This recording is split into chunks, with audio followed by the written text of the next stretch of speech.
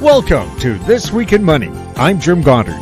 Today, Ross Clark from chartsandmarkets.com runs down the major markets. The Dow Jones topped 40,000 points for the first time, while meme stocks had a bumpy ride. Ross takes a look at gold, silver, crude, and the U.S. and Canadian dollars. Veteran trader Victor Adair gives us his take on whether the Fed is going to lower interest rates later this year, even though inflation is still above its stated target. It feels we're in a time that's positive for metals, including gold, silver, and copper. Author of several books on the economy, including The Money Bubble, John Rubino answers the question, are we in for higher for longer until something breaks? He believes Japan might be in a death spiral due to its monetary policies and that silver may be headed for a major shortage. We'll talk to Ross Clark right after this. Recyclico, making lithium-ion last forever. Recyclico's patented recycling process achieves up to 100% recovery of battery metals from lithium-ion batteries for electric vehicles, including cobalt, lithium, nickel, manganese, and aluminum.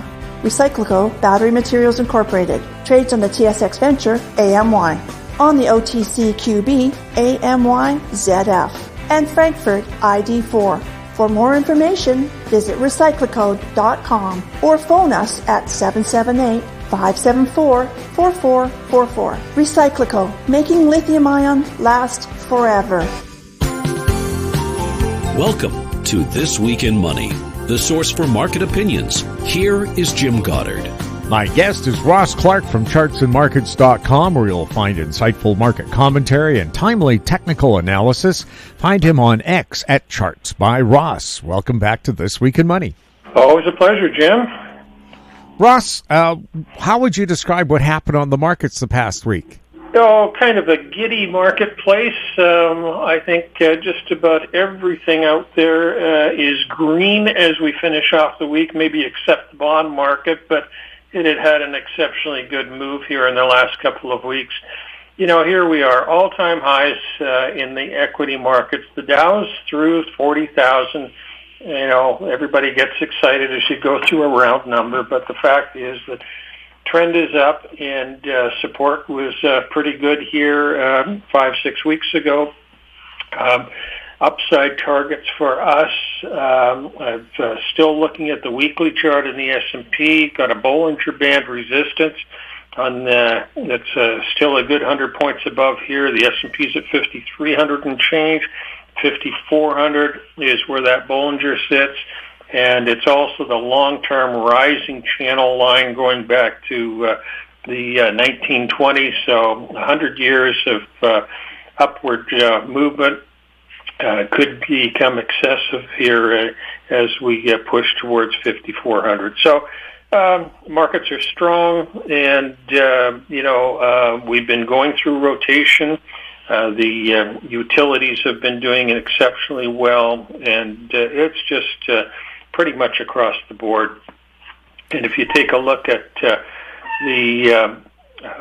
areas like the precious metals, well, I guess the meme stocks, AMC and GameStop, just the big items of the week. Yeah, a week ago, GME was at $17.50.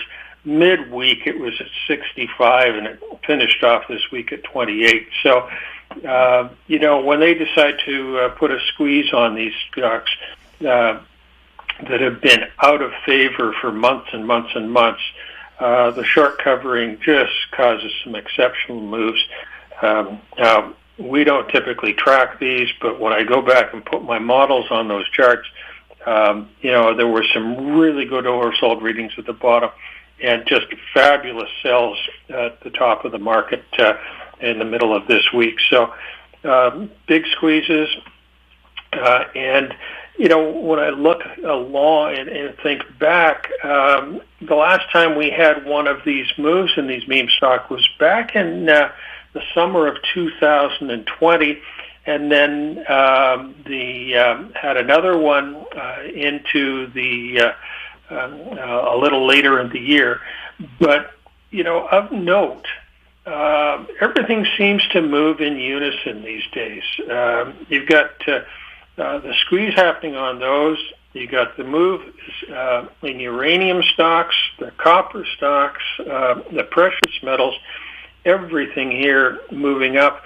And it's with a reasonably stable U.S. dollar. The dollar index has been going really nowhere for the last couple of weeks, pretty tight trading range. So money's just been looking for new places to step out of the cash and into any viable products. What's going on with gold? Well, the gold and silver markets had just a very good week. Gold up over $30 at the end of the week on Friday, through 2,400, first time ever in terms of U.S. dollars. Silver up over $1 and a half on the day on Friday. Trading now, as far as the silver is concerned, through 31 for the first time in a number of years. And when we take a look at the patterns here, the long consolidation that we've had for three and a half years in both of those markets, good breakouts here back in March, April. And for silver, the pullback to 26 was just a nice test of its breakout, and then pushing to 31 and a half as of today. When we take a look at the depth of the consolidation that we had, this is the fifth breakout of this type of consolidation since the market bottomed in 2000. So, over 24 years worth of basic uptrends in silver with some big corrections along the way. But this is the fifth style breakout like that, happened in April. Measurements for this run appear to be up around $38. So, typically in the silver market, the best part of the move happens in the last 10% of the time. And we've gone into that vertical phase right now. It's interesting timing. The meme stocks, GameStop being the prime example, the last time it had its big move, as it started to falter, the silver market came to life and attempted to do a big squeeze on the upside. Now, that squeeze failed. It didn't rally for too long. There was about a week or so. It was a pretty good run, though, from 24 and change up to 30. This time it looks as though we got the same type of thing as the money's moving from one of the hottest items to another item that could potentially be a squeeze in silver. The momentum is building there. So maybe something around 38 is viable in the very near term as far as silver is concerned. The gold market, more of a methodical move. And, once you're in an uptrend in the gold market, you think back to the 1976 to 1980 rally or the rally into 2020. Good methodical moves there. As long as the corrections manage to hold support on the way up, you just let it make its run. And, the gold targets we've got out of the big consolidation pattern still would say that once we clear through this 2450, 2460 range, the next big targets on the upside are over 3,000. I don't have any time windows for that, but clearly there's huge potential still on the upside in the gold market. What's going on with crude oil? Crude had a decent week here, to finishing off back just shy of $80, with $79.58 on the week. A little oversold when it got down to 76 and change in the mid part of the week. Probably good for a bounce here into the low 80s. But overall, it was a pretty good high there at 87 back in April. And the correction onto the downside, I don't think it's run its course yet. Probably gets another move down into the 70s once again as we push into the summer. What's happening with the U.S. and Canadian dollars? Well, as I say, the dollar index closed 104.5. It's come off its highs 106.5 about 2.5 weeks ago, getting close to a support range. But the last 3 or 4 days, just not a lot of action in terms of that one. Take a look at the Canadian dollar, same type of move there. As far as minor price action, we're at 73.5. The point that we made here a few weeks ago is that it held up very well during April, early May, when the CRB index was rolling over and the oil market was breaking down. The Canadian was putting in marginally higher lows, so that's supportive for the dollar. And this week, even though these other markets didn't have much on the upside, the Canadian was not giving up ground. So until we see the dollar put on a decent rally and get overbought here, or show some divergences against the commodities, it looks as though it's got a bit of buoyancy for a while. Ross, thank you so much for the update. Good to be with you, Jim. My guest has been Ross Clark from chartsandmarkets.com. Find him on X at Charts by Ross. Coming up, Victor Adair next on This Week in Money. Don't miss out. Stay informed. Receive the HowStreet.com weekly recap with thought-provoking podcasts, radio, and articles delivered to your inbox. Sign up for the HowStreet.com weekly recap on our homepage at HowStreet.com. Always consult your investment professional before making any investment decision. This Week in Money is archived online at talkdigitalnetwork.com.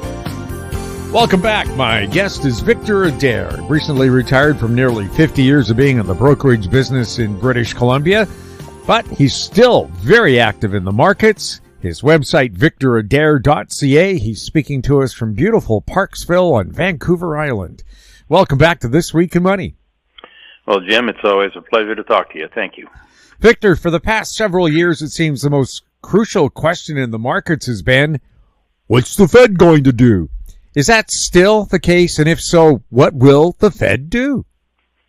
Well, that's a good way to start. Yes, the Fed, whatever the Fed was going to do, has been just incredibly important. And I was reflecting the other day with a fellow I knew from years ago that back in the day, before we had cell phones and the internet and all that kind of thing, everybody gather around the Reuters printing machine at Thursday afternoon to see what the money supply was going to be.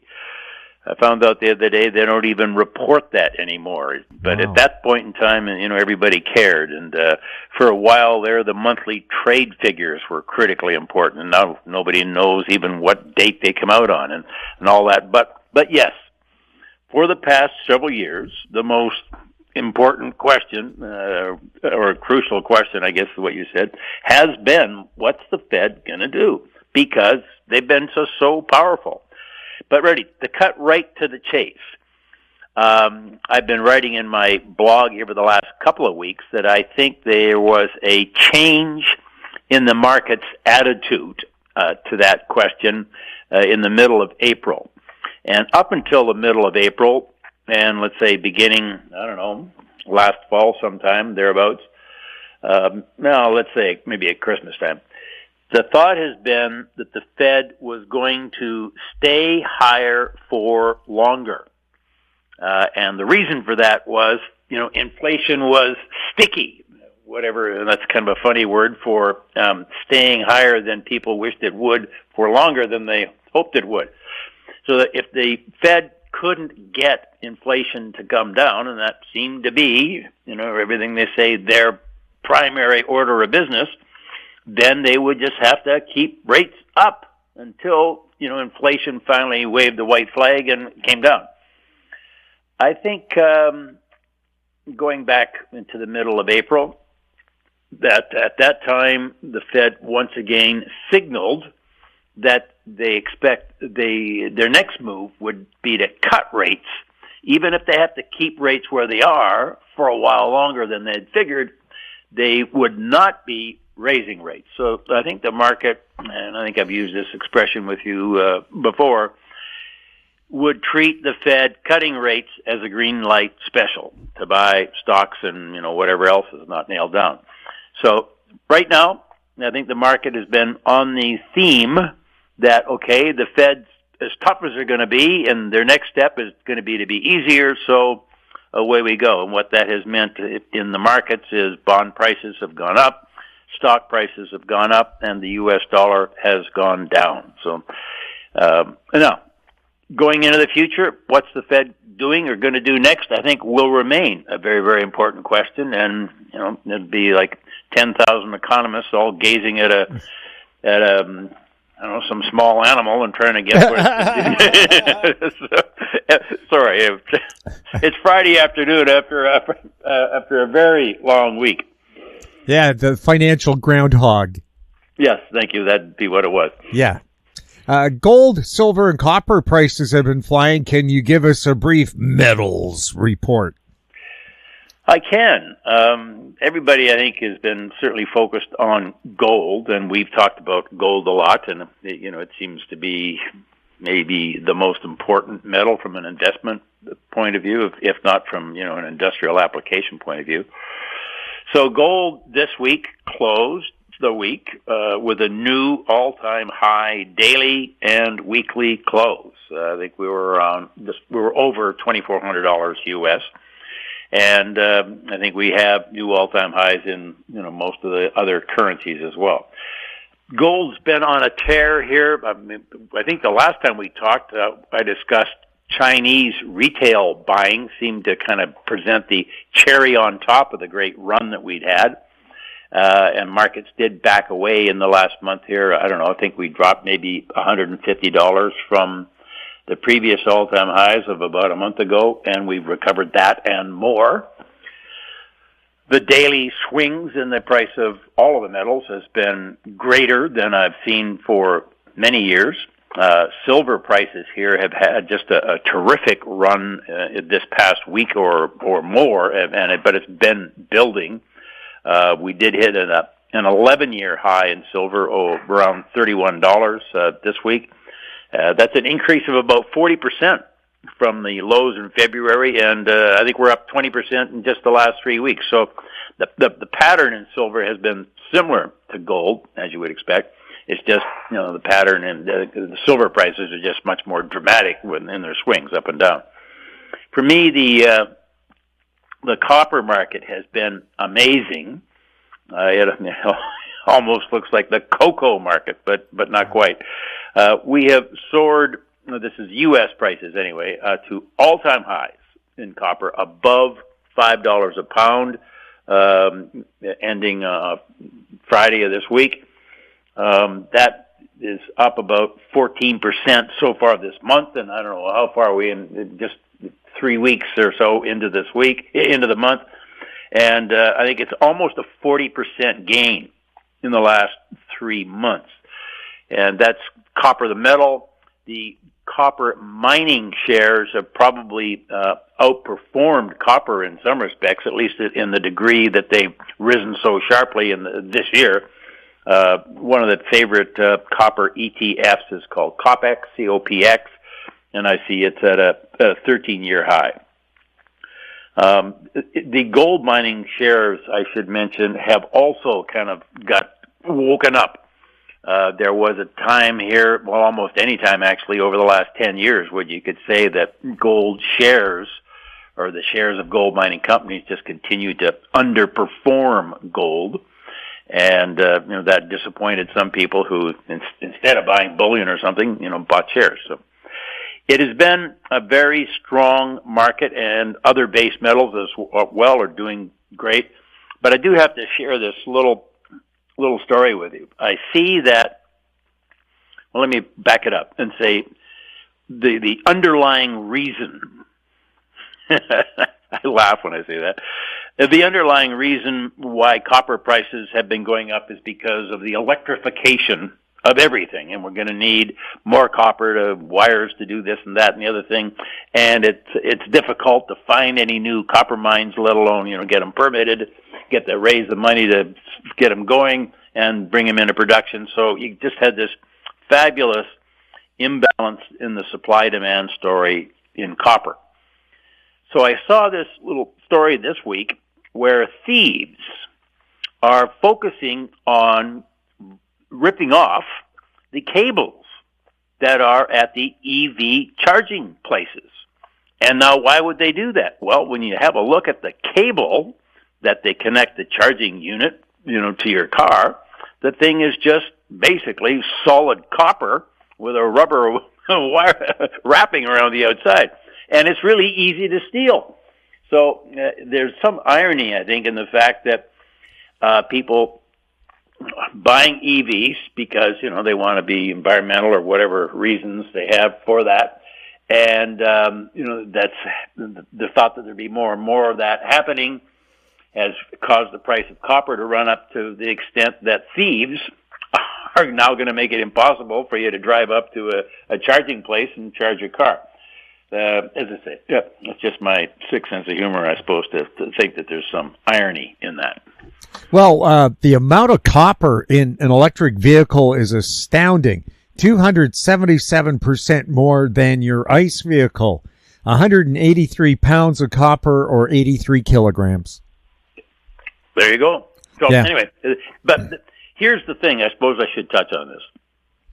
I pay very close attention to what we call commitments of traders reports, and that comes out once a week, and it shows us basically who's doing what in the market. Now, not individual names, but we would say that speculators or non-commercial accounts, and they can be small speculators like you or I, or the mammoth corporations or anybody in between.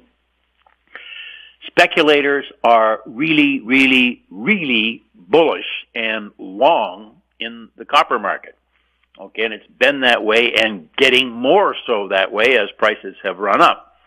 And for me to say step in and buy copper right here, right now, would be just way too risky for the way I trade, because I need to know where I would get out if the copper market, had a correction. And at this point, it could easily correct far more than I'd be willing to risk if to protect my account. So I think we have, the RSI, Relative Strength Index, is off the charts and everything else, as you could imagine.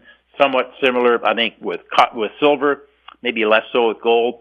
The speculators, are in a FOMO-driven mode here. They don't want to miss a thing, so they bid the market up aggressively.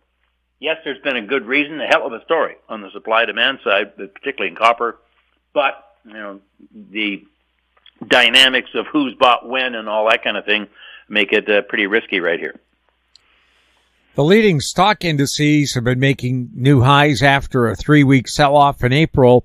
What's driving share prices higher? Well, let's see. A number of things. Certainly, we've just gone through the quarterly reporting time period where the major companies listed on the exchanges give a quarterly report to say, here's what we did and here's what we think's, coming down the pipe. And those quarterly reports, of course, I don't want to be too cynical, but let's say they're choreographed, so that they do look good. And on balance, the corporations are looking ahead and thinking that things are going to be fine. They're going to continue to do their business and make money. I think the price-earnings ratios that we're seeing, across the board with the different stocks are very high right here, right now. The earnings have been good, and people are paying up on the expectation that earnings will not only continue to be good, but will get better. I think we could see corporations generically try to cut costs to maintain strong earnings. That might lead to some layoffs. But one of the side effects is that the corporations are very aggressively buying back their own shares. We had Apple, when they had their quarterly report a couple of weeks ago said, they'll be buying back $100 billion worth of their stock this year. But what we're seeing on average, there's a little better than $5 billion a day of share buybacks of the major companies listed in the S&P 500. That creates a pretty good floor. What else is driving this market higher besides earnings and buybacks and, earning outlook is strong? We have momentum here. And momentum, I think, is coming from many things, but I think there is a feeling out there at the retail level, at least, that we got to get into this market. It's kind of like the real estate market of a few years ago where, things are going up. You don't want to be left behind Charlie. So we call that FOMO, but I mean, it's real. There's, money. We track the capital flows, and money just keeps flowing into the stock market. We had the Dow Jones hit 40,000 this week. I think it was Thursday or Friday. I mean, I remember trading when the Dow was under 1,000. And here we are at 40,000. And actually, I've got the numbers, and I'm going to put those in my trading desk notes this week as to when the Dow is at 1,000, when it hit 5, when it hit 10, when it hit 20, 30, and so on. And here we are at 40. But that's an amazing benchmark, from where we were just, 20 years ago or something like that.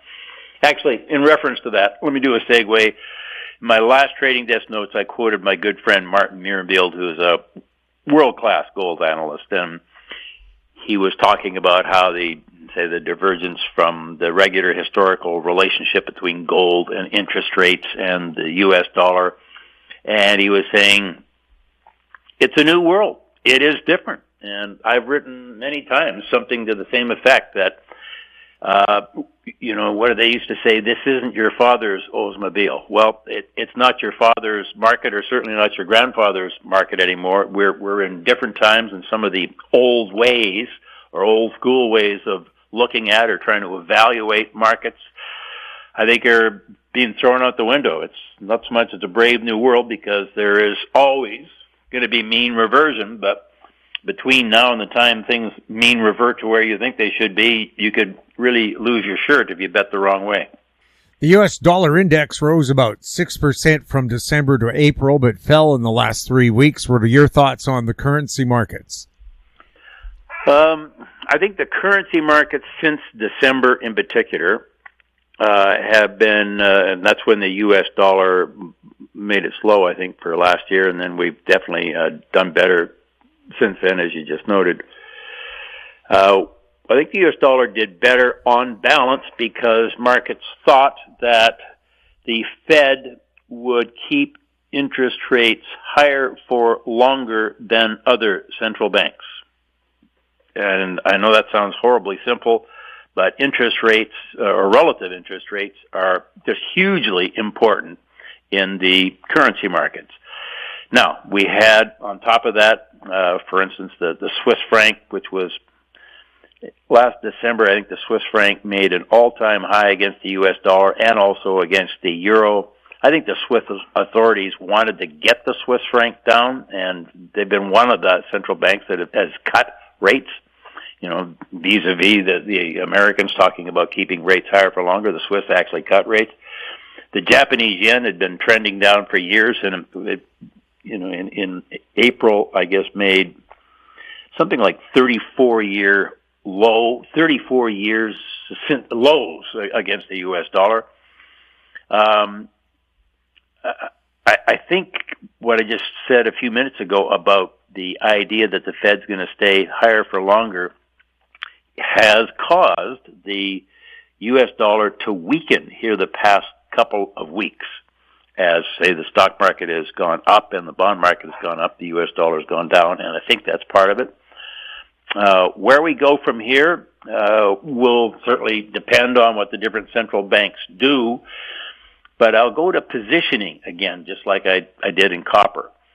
The market is very, very bullish and very, very long on the U.S. dollar against other currencies. Now, not everything across the board, and the most important cross rate in the FX market is the euro-dollar, U.S. dollar I should say, the euro-U.S. dollar cross rate, and that's about flat. But the market is hugely short of Japanese yen, Swiss francs, Canadian dollars, Australian dollars. And just by the way, to put it the other way around, the market's very long the Mexican peso against the U.S. dollar. And one of the reasons for that is peso short-term interest rates are around 11%. American short rates are at 5%. So, you park your money in Mexican pesos and it goes up. Well, you make the difference on the interest rate spread as well as the currency gain. So again, interest rates are hugely important with currencies. And I think as we go forward from here, the market is taking, or at least pricing in the notion here that the difference between the different central banks won't be so great. And the positioning is leaving us vulnerable to the U.S. dollar weakening because speculators have been buying it so aggressively and would have to cover. So that's the way I look at the currency markets right now. In other words, if I needed to put a trade on right now in the currency market, I'd be looking to be short the U.S. dollar against some of the currencies where traders or speculators are most aggressively short. Is there any hope for the Japanese yen with Japan's very, very low interest rates? Short answer would be no, but of course there is. And one of the reasons there, we did have the Japanese authorities come in, and I say that, they haven't publicly announced that they did, but everybody that's trading the market knows that they were there. They have a lot of U.S. dollars, and they put about 60 billion of them into the market to buy the yen to keep it from getting weaker. So they've kind of put a line in the sand, as it were. Now, if their economy continued to be sluggish and they had other problems, then the market will just probably take the yen to new lows. But it won't be without a fight, I think, from the authorities. And if, in fact, the U.S. dollar is weakening, as it is against some other currencies, then the massive short position in Japanese yen, folks might start to say, well, we've made a hell of a lot of money in this position. Why don't we take some of that off the table, or why don't we just close the position out and do other things? And so that kind of creates a floor for the Japanese yen. Crude oil prices have gone sideways over the last 3 weeks, but natural gas prices have jumped. What do you see ahead for the energy markets? Yeah, crude oil has been kind of quiet. I guess we came down about $10 a barrel from our highs, and I think the coming down reflected a lessening, if you can imagine, of geopolitical stress, especially, most of that decline of $10 or so happened after a rather low-key tit-for-tat between Iran and Israel. When that started, people, I think with good reason, were holding their breath and thought, okay, if Israel and Iran are going to go head-to-head, this could spin out of control in no time. So we had then some kind of a risk premium bid in the crude oil market for that reason alone. If Iran and Israel are having an all-out war, then there's going to be less crude oil coming out of the Middle East, less crude oil from anywhere, because there's going to be transportation vehicles transporting ships transporting the crude oil are going to not be able to maneuver. Since that, I'll call it mild tit for tat, the risk premium has gone down. So maybe it has gone down $10. So these are kind of amorphous things to guess how much is really there. But I think that's been part of the reason for the decline. Crude prices have gone kind of sideways here, in the high 70s, let's say between 77 and $80 a barrel on WTI. I think maybe just finding their footing as to where they go next. Natural gas, you say, has jumped. I think it's jumped actually, in the nature of 40%, but it's jumped from what I've been describing, I think, not only on my website, but also on your show, from incredibly low levels. I mean, on an inflation-adjusted basis, it was at zero. I mean, it was just dirt cheap. So, yeah, we've had a perk up. We're going into the summer air conditioning season with demand there. There may be some other factors. Of course, there would be other factors in play, like whether or not they're going to be able to get permits to export more LNG out of the States and so on. But, yeah, crude oil and natural gas, even though, in a way they come out of the same spot in the ground almost, are not tied together. So we can have crude oil kind of down and going sideways and a big jump in natural gas. In terms of the broader question, what's ahead for energy, I would think that the simple answer is the world's going to need more. We're going to consume more. It's just a matter of, whether or not you can get stuff to where it's needed and whether or not people got the money to pay for it. In your weekly trading desk notes, you say you make money by managing risk, not by having a great crystal ball. What do you mean by that? I think I say that because I fear that my listeners may assume that some people just know what's going to happen. Like they have a crystal ball.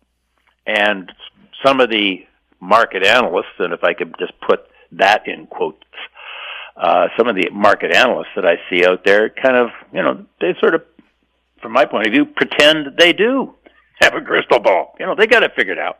And they're going to tell you exactly what you should do to get rich. If so long as if you pay them the fees they want and all that sort of thing.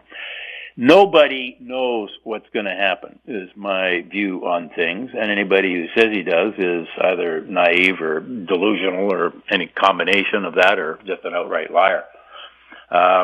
There are so many variables that are affecting things that are kind of known, and then, of course, you get your proverbial black swans and all that sort of thing.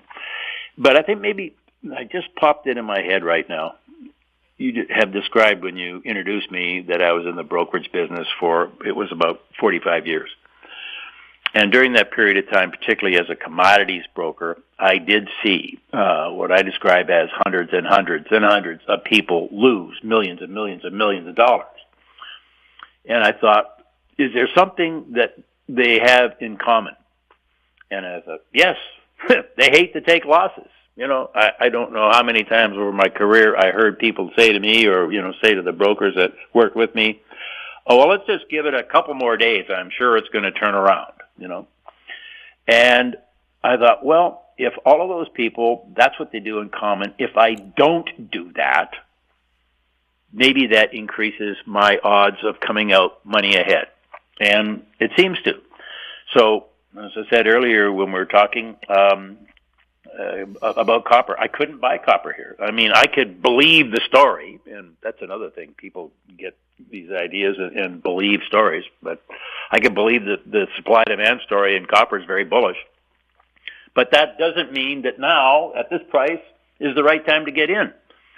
And to be able to say, I'll pass. I won't do anything. I won't. Yeah, it's a great story, but no, I won't buy any. Just to be able to resist doing something because you heard a story and you think you're the first guy that heard the story. Anyhow, managing risk is key to actually making money. I lose money on more of the trades that I make than I make money on. And that'll vary over time, but let's say certainly on average over the last 20 years or something like that, more than 50% of the trades that I make lose money. And I keep my losses small. The thing in all of my trading, not only for just protecting my capital in my account, but my mental health, is I just never, ever want to take a big loss. So I don't. And I sleep better that way, and it's just a job. Now, I don't like losing money, but that's just, what can I say? It's like when you sit down at a poker table, I guess, and you put an ante in, Even if you don't do anything, you're going to lose that, and that's kind of the way I look at it. You got to pay some money to be in the game, but you don't have to pay a lot of money to stay in the game if you're not holding the right cards. Victor, thank you so much for being on the show. Jim, it is always a pleasure. I look forward to this, and I know I maybe ramble on a little bit, but I think maybe I'm just kind of hoping that your listeners want to know, well, what do you really think? Well, I've heard what you really think, and it's still pretty good. Thanks, Jim. My guest has been Victor Adair, retired from nearly 50 years of being in the brokerage business, but he's still very active in the markets. Check out his website, Adair.ca. He was speaking to us from Parksville, British Columbia. Coming up, John Rubino, next on This Week in Money. Recyclico, making lithium-ion last forever.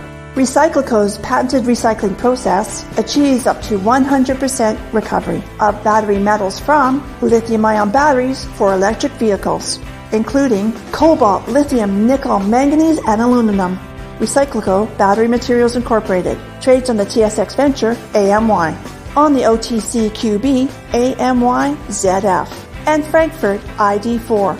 For more information, visit recyclicode.com or phone us at 778-574-4444. Recyclico, making lithium-ion last forever. This Week in Money is archived online at talkdigitalnetwork.com.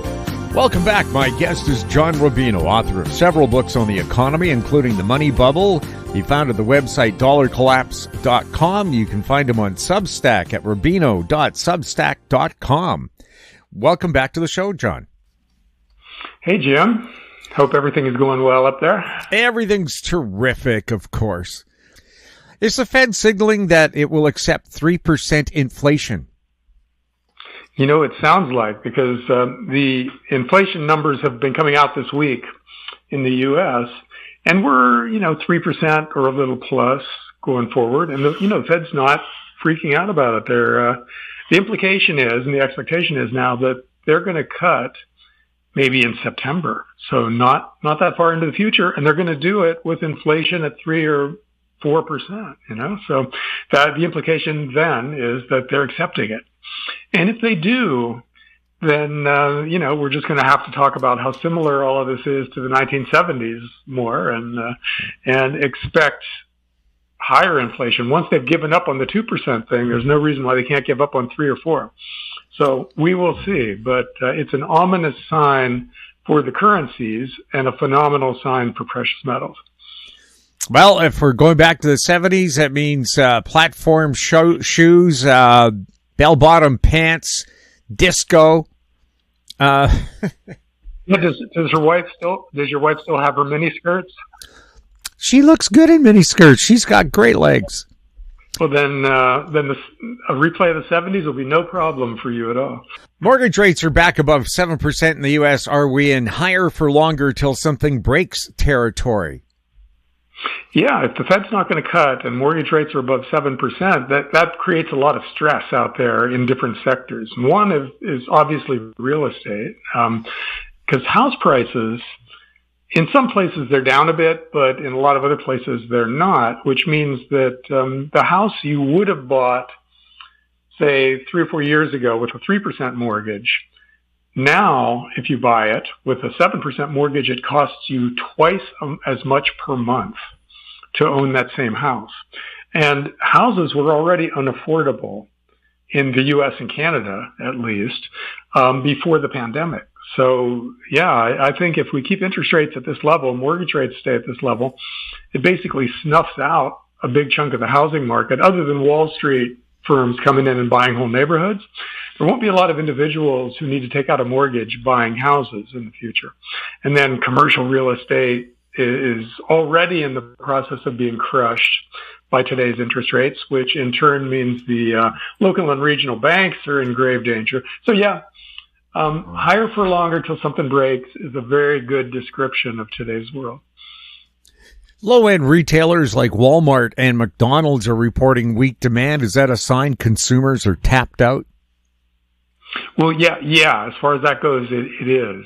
Walmart just announced another interesting part of this where they had great earnings, but it was because middle of the road shoppers who might shop at higher end stores are trading down to Walmart. So says Walmart, because middle class people are having trouble making ends meet now too. So they're having to cut back in various ways. And one of them is they stop shopping at high-end outlets and start shopping at Walmart. So that's another sign of societal weakness, even though it looks good for Walmart's numbers in the short run.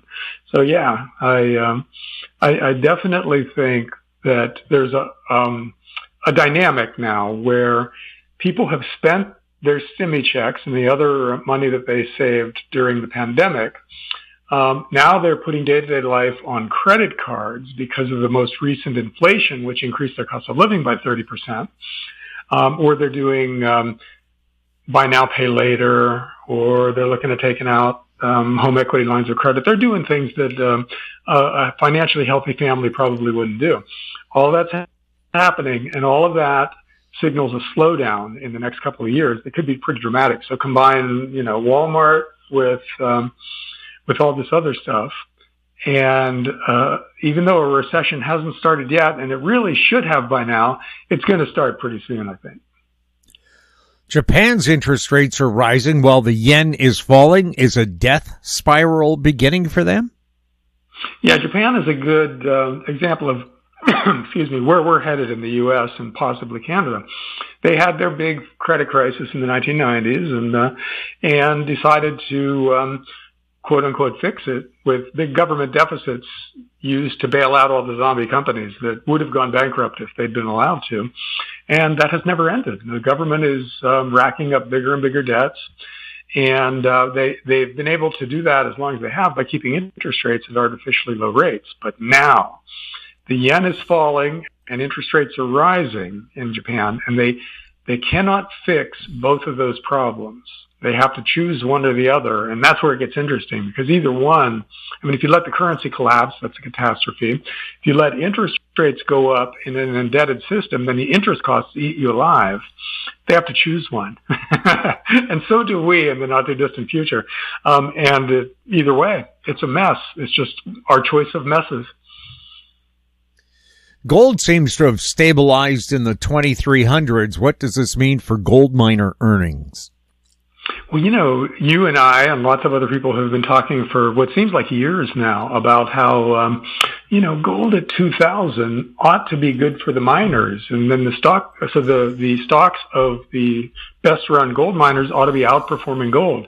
And that didn't happen. And it didn't happen. And it didn't happen. The gold miners stayed really depressed until gold got to around 2300, where it's now kind of stabilized. I think it's like 2370 today in the U.S. And the miners are starting to respond. And the reason for this is largely because at that price, the miners are selling their product at a pretty good profit margin. They're able to make money and generate free cash flow with gold in the 2300s. And that means they're going to be able to do all the good things that a company could do with free cash flow. They can raise their dividends, they can buy back their own stock, and they can go out and make acquisitions. The acquisition part isn't good for the big miners, but it's good for the smaller guys. So there's a reason to like precious metals miners now, no matter what sector you're more interested in. And it's starting to show up in the charts. You've seen a lot of gold miners. I think which ones did I post? I posted Pan American Silver and Agnico Eagle charts in a recent Substack, and they both look great. They're up, and then straight up. That's what their charts look like. So I think we're going to see more of that out there. Now, did we talking about silver today, Jim? I can't remember. Yes, yes, we have silver on the lineup here, John. Okay, good, because that's an interesting tie-in. Yeah, the silver deficit's into its fourth year. If that continues, will the world run out of silver? Yeah, An analyst just came out lately and said yes to that question in 2 years. So to set up the story, we're using more silver than the world's mines are producing right now. And a big part of that is solar panels. But there's also a lot of other industrial and military uses. Most of U.S. missiles use a lot of silver. And the electrification of the world, like electric cars and all the wiring that's required for the chargers and stuff like that, that involves some silver too. So we're using up silver that may not get recycled in the future. And so the question is, how much longer are we going to be able to draw on existing inventories to make up the deficit? And if we can't, does the deficit turn into a shortage, which spikes prices and causes all kinds of turmoil out there? And like I said, there's an analyst out there who, big name bank, just came out and said 18 to 24 months is all the silver that we have left. So that's a huge part of the silver story if that's the case. And I'm looking at a chart of silver right now, and you can go back 5 years, and resistance was $27 an ounce in the U.S.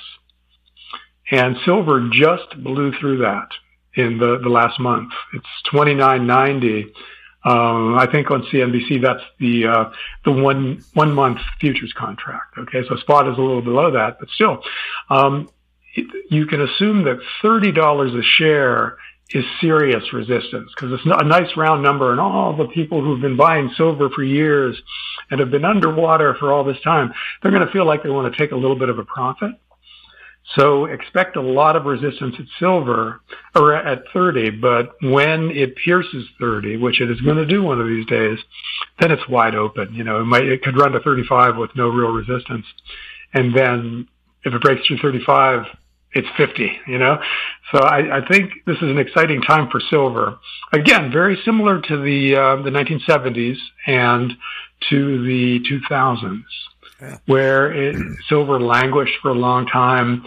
Then inflation started to become undeniable, and silver just went parabolic. So both of those previous times it hit $50 an ounce. And I think that would be a disappointment if it only hits $50 an ounce this time around. Mm. Yeah, I remember the 70s. The Hunt brothers tried to corner the silver market. And still burned in my mind is the image of these two really fat guys riding mini bikes into the distance, saying they plan to take silver with them. And, of course, dentists started charging more for your fillings because of the silver, but when the prices came down, the dentists didn't lower their prices. That's the problem with inflation. People get used to paying those higher prices. One of my questions was, why don't governments mandate solar panels on the south side of all new buildings? Wouldn't that help ease the electrical shortages expected due to EVs, AI, and crypto mining? I think they either did that or they were considering doing that in California, where if you build a new house, it's got to have some solar panels on the roof. And see, solar is only appropriate for certain places. As Germany found out, you can't just slap solar panel farms in any field in a cloudy, cool country and expect to generate enough electricity to make it worthwhile. So, the U.S., of course, half the country qualifies for solar, because you get down below the Mason-Dixon line and it's really sunny here. California could do it, Arizona could do it. I'm not sure people need a lot of incentive to do it in sunny places, though. So it might not be the kind of thing that causes that much of a difference, just because it's already kind of an attractive thing to do if you're building a house in Atlanta or Miami or someplace, because you get enough sun to give it a quick payback period.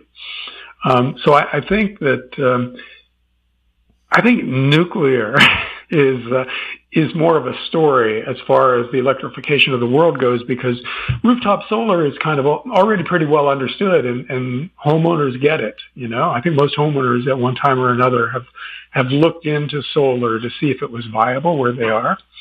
And if the answer comes back yes, then it's kind of a no-brainer, because it gives you free utilities for as far as the eye can see, and who doesn't want that? But I think solar is part of the solution, but nuclear is a much bigger part of the solution. We've got to set up more nuclear power. and then see if using the downtime to generate hydrogen is as interesting as it looks, and that's the course that the U.S. is going very slowly at. Some other countries are getting into nuclear in a much quicker pace, but I still think that solar is a big deal for silver, and it's basically baked into the cake that we're going to have growth in solar demand going forward with peaks and valleys. You have booms and busts in something that's kind of like a microchip, the way solar is. But the idea of using nuclear to get us through this transition is very appealing. And then, you're still going to need solar for all the end products, for instance, the electric cars. And assuming electric cars work out, I think there's another, it's more speculative, but it's very interesting part of the silver story. And that is that they're working on some new fuel cells that replace platinum, in the, I forget the name of the part of the fuel cell. But anyhow, they're replacing platinum with silver. Silver is much cheaper than platinum, so it lowers the cost of the fuel cells. And so you can have nuclear power produce hydrogen, which runs fuel cells in a possibly cheaper but much, much cleaner environmental way than we're doing now with lithium-ion batteries. And then, if these fuel cells use silver, that's going to be a gigantic new component of silver demand. And I think that's a few years out, but here's the best case scenario for silver is that we get into the shortage part of the process. Silver starts going up because of that, and then these new fuel cells come online and add to the shortage in a really dramatic way. And then silver just goes parabolic, because at that point, its only limit is the price of platinum, right? And if it goes up to above platinum's price, then platinum will be used again for fuel cells. But until that point, silver, at least in that segment of its market, can keep on going up. So exciting but speculative idea for the future. Is it concerning or disturbing that places like Mexico are considering open pit bans? They're one of the world's biggest silver producers, aren't they?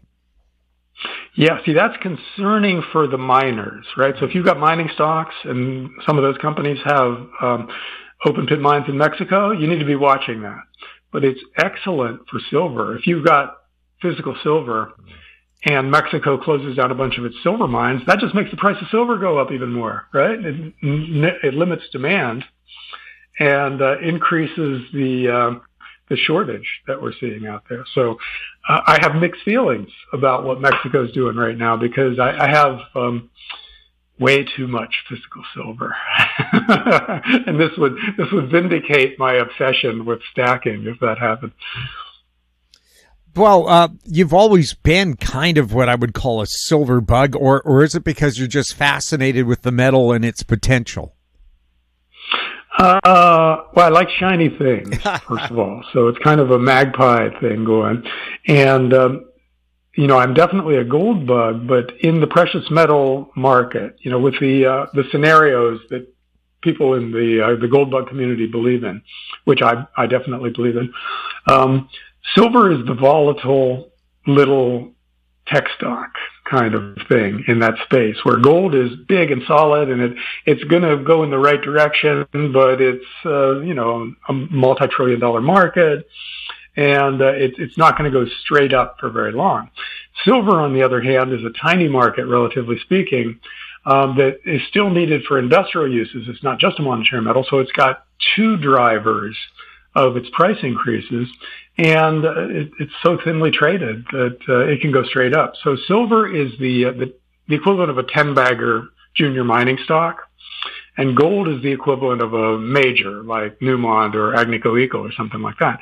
Both good to own, but the more speculative you are, the more appealing silver is. And I tend to be somebody who's obsessive about an idea. I decide I know what's going to happen, and then I'm compelled to bet the farm on that thing happening. So no normal person should do that, but I do that. And it looks like it might be working out. So this is a very exciting time.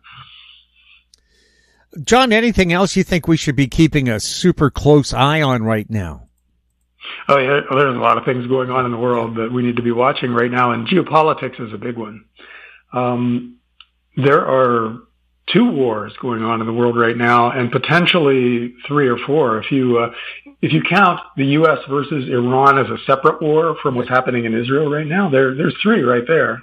And apparently we've got boots on the ground in Ukraine right now, and we're talking about naval engagements with China, and it just goes on and on. So that's vastly more important if the worst case scenario happens in geopolitics right now than anything financial. We can get through a financial crisis with no trouble. At least people who are paying attention can do that. But shooting wars with nuclear powers, all bets are off. And so here's hoping and praying that part of the dark gloom and doom world that it's easy to envision never happens. And that the only gloom and doom stuff for the next few years is currency collapses and spiking precious metals and bank collapses and things like that. Those are all things we can manage and we can get through. Just don't drop nuclear weapons on my kids. That's all I'm asking. What worries me is world leaders, in their 80s or near their 80s. Hey, their lifespan is just about up. So what have they personally got to lose by using nukes? That worries me. That's a real thing because, you can get disoriented in your old age and really despairing. You'll see your life slipping away and you'll think, screw it, I'm going to take everybody else with me. Yeah. And somehow you've been elected to office or you're the dictator of a nuclear power or something like that, and nobody who was, deciding whether to put you in power or not saw that in you. So yeah, completely possible. And there are also, religions that are very apocalyptic out there too, where, part of their prophecy is the world is ending in the not too distant future. And how the world ends is not all that important. It's just important that, there's fire and brimstone. And, if they can bring it about, they might actually think they're going to heaven by doing it. John, thank you so much for talking with us. Where's the best place for people to follow you? Thanks, Jim. I'm at Rubino.Substack.com. My guest has been John Rubino, author of several books on the economy, including The Money Bubble. He founded the website dollarcollapse.com, and you just heard the best place to find him on Substack at Rubino.Substack.com. And that wraps up our show for this week. We'd like to thank our guests, Ross Clark, Victor Adair, and John Rubino. And thank you for listening. If you have any questions for the show or for our guests, you can send them to info@HowStreet.com. I'm Jim Goddard. We'll be back next week with more This Week in Money. Comments made on This Week in Money are an expression of opinion only and should not be construed in any manner whatsoever as recommendations to buy or sell any financial instrument at any time. Archived online at TalkDigitalNetwork.com. This Week in Money is a production of Howe Street Media Incorporated. Executive producer is Tom Allen.